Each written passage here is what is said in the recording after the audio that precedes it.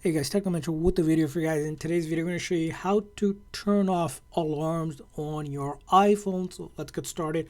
So if you had set up alarm either in the past or accidentally, this is what you're going to do in order to turn off one or multiple alarms. Simply open up the clock app on your iPhone. You can find it on the very first page, or you can simply search for the clock one and you'll see this clock one. And once you open it up, you're going to be presented with a menu like this. Most likely it'll be on one of these options, but the option for alarms is right here. So you click on alarms and it will show you all the list of alarms that you have set up, either one-time alarms or reoccurring alarms.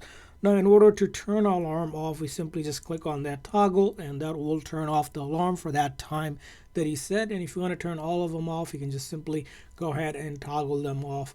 And if you want to completely delete alarm, all you're going to do is just swipe to the left and just click on delete, and that alarm will be completely deleted just like that. And of course, you don't have to delete them. If you want to keep it and turn it on later, you can just leave it as is and just come back to toggle that on just like that. So that's how you turn off alarms on your iPhone on the latest iOS version.